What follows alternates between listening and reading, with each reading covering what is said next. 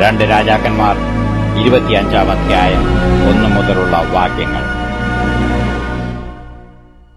അവന്റെ വാഴ്ചയുടെ 9-ാം ആണ്ടിൽ 10-ാം മാസം 10-ാം തീയതി ബാബേൽ രാജാവായ നെബൂഖദ്നേസർ തന്റെ സർവ്വസൈന്യവുമായി യെരൂശലേമിന്റെ നേരെ വന്ന് പാളയമിറങ്ങി. അതിനെതിരെ ചുറ്റും വാടകോരി. സിദെക്കീയാ രാജാവിന്റെ 11-ാം ആണ്ടുവരെ നഗരം നിരോധിക്കപ്പെട്ടിരുന്നു. 4-ാം മാസം 9-ാം തീയതി നഗരത്തിൽ ക്ഷാമം കലശലായി. ദേശത്തെ ജനത്തിനു ആഹാരമില്ലാതെ പോയി. അപ്പോൾ നഗരമതിൽ ഒരിടം പൊളിച്ചു. കൽദയർ നഗരം വളഞ്ഞിരിക്കെ പടയാളികളൊക്കെയും രാത്രി സമയത്ത് രാജാവിന്റെ തോട്ടത്തിനരികെ 2 മതിലുകൾക്കും മധ്യേയുള്ള പടിവാതിൽ വഴിയായി ഓടിപ്പോയി. രാജാവും അരാബയിലേക്കുള്ള വഴിയായി പുറപ്പെട്ടുപോയി. എന്നാൽ കൽദയരുടെ സൈന്യം രാജാവിനെ പിന്തുടർന്നു. യെരിഹോ സമഭൂമിയിൽ വെച്ചു അവനോട് എത്തി. അവന്റെ സൈന്യമൊക്കെയും അവനെ വിട്ടു ചിന്നിപ്പോയി. അവർ രാജാവിനെ പിടിച്ചു രിബ്ളയിൽ ബാബേൽ രാജാവിന്റെ അടുക്കൽ കൊണ്ടുചെന്നു. അവർ അവനും വിധി കൽപ്പിച്ചു. അവർ സിദെക്കീയാവിന്റെ പുത്രന്മാരെ അവൻ കാൺകെ കൊന്നു. സിദെക്കീയാവിന്റെ കണ്ണ് പൊട്ടിച്ചിട്ട് 2 ചങ്ങല കൊണ്ട് അവനെ ബന്ധിച്ച് ബാബേലിലേക്ക് കൊണ്ടുപോയി.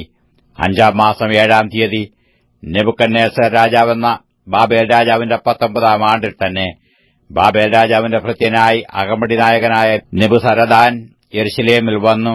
അവൻ യഹോവയുടെ ആലയവും രാജധാനിയും ചുട്ടുകളഞ്ഞു. യെരൂശലേമിലെ എല്ലാ വീടുകളും പ്രധാന ഭവനങ്ങളൊക്കെയും അവൻ തീവച്ച് ചുട്ടുകളഞ്ഞു. അകമ്പടി നായകനോടുണ്ടായിരുന്ന കൽദയ സൈന്യമൊക്കെയും യെരൂശലേമിന്റെ ചുറ്റുമുള്ള മതിലുകളെ ഇടിച്ചുകളഞ്ഞു. നഗരത്തിൽ ശേഷിച്ചിരുന്ന ജനത്തെയും ബാബേൽ രാജാവിനെ ശരണം പ്രാപിച്ചവരെയും പുരുഷാരത്തിൽ ശേഷിച്ചവരെയും അകമ്പടി നായകനായ നെബൂസരദാൻ കൊണ്ടുപോയി. എന്നാൽ അകമ്പടി നായകൻ ദേശത്തെ എളിയവരിൽ ചിലരെ മുന്തിരിത്തോട്ടക്കാരായിട്ടും കൃഷിക്കാരായിട്ടും വിട്ടേച്ചുപോയി. യഹോവയുടെ ആലയത്തിലെ താമ്രസ്തംഭങ്ങളും പീഠങ്ങളും യഹോവയുടെ ആലയത്തിലെ താമ്രം കൊണ്ടുള്ള കടലും കൽദയർ ഉടച്ചു കളഞ്ഞു. അവയുടെ താമ്രം ബാബേലിലേക്ക് കൊണ്ടുപോയി. കലങ്ങളും ചട്ടുകങ്ങളും കത്രികകളും തവികളും ശുശ്രൂഷയ്ക്കുള്ള താമ്രോപകരണങ്ങളൊക്കെയും അവർ എടുത്തുകൊണ്ടുപോയി. തീച്ചട്ടികളും കലശങ്ങളും പൊന്നും വെള്ളിയും കൊണ്ടുള്ളതൊക്കെയും അകമ്പടി നായകൻ കൊണ്ടുപോയി. ശലോമോൻ യഹോവയുടെ ആലയത്തിനു വേണ്ടി ഉണ്ടാക്കിയ 2 സ്തംഭം, 1 കടൽ, പീഠങ്ങൾ എന്നിങ്ങനെയുള്ള സകല ഉപകരണങ്ങളുടെയും താമ്രത്തിന് തൂക്കമില്ലാതെയിരുന്നു. 1 സ്തംഭത്തിന്റെ ഉയരം 18 മുഴം. അതിന്മേലുള്ള പൊതിക താമ്രം കൊണ്ടായിരുന്നു. പൊതികയുടെ ഉയരം 3 മുഴം. പൊതികയുടെ ചുറ്റുമുള്ള വലപ്പണിയും മാതളപ്പഴവും ആ സകലം താമ്രം കൊണ്ടായിരുന്നു. ഇതുപോലെ മറ്റേ സ്തംഭത്തിനും വലപ്പണിയും മറ്റുമുണ്ടായിരുന്നു. അകമ്പടി നായകൻ മഹാപുരോഹിതനായ സെരയാവേയും 2-ാം പുരോഹിതനായ സെഫന്യാവേയും 3 ഉമ്മരപ്പടി കാവൽക്കാരെയും പിടിച്ചുകൊണ്ടുപോയി. നഗരത്തിൽ നിന്ന് അവൻ യോദ്ധാക്കളുടെ മേൽവിചാരകനായ ഒരു ഷണ്ഡനെയും നഗരത്തിൽ വെച്ച് കണ്ടെത്തിയ രാജപരിചാരകന്മാരിൽ 5 പേരെയും ദേശത്തെ ജനത്തെ പടയ്ക്ക് സ്വരൂപിക്കുന്ന സേനാപതിയുടെ രായസക്കാരനെയും നഗരത്തിൽ കണ്ട ദേശത്തെ ജനത്തിൽ 60 പേരെയും പിടിച്ചുകൊണ്ടുപോയി.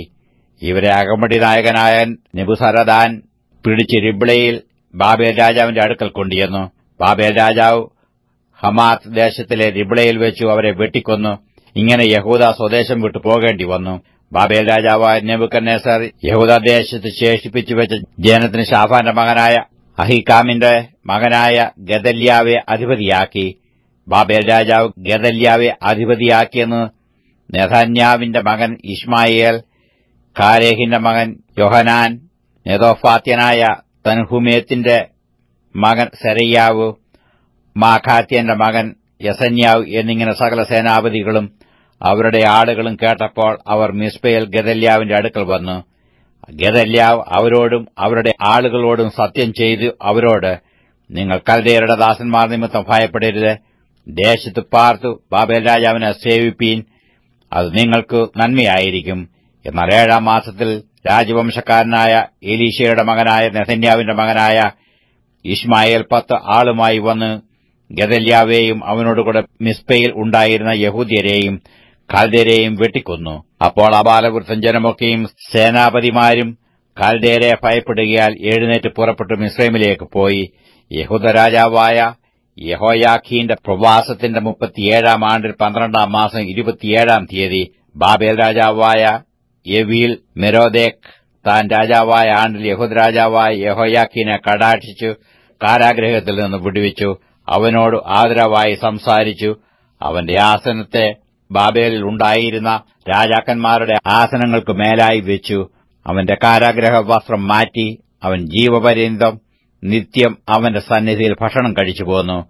അവന്റെ അഹോവൃത്തിയോ രാജാവ് അവനു അവന്റെ മരണദിവസം വരെ അവന്റെ ജീവകാലമൊക്കെയും നിത്യവൃത്തിക്ക് ദിവസം പ്രതിയുള്ള ഓഹരി കൊടുത്തുപോന്നു.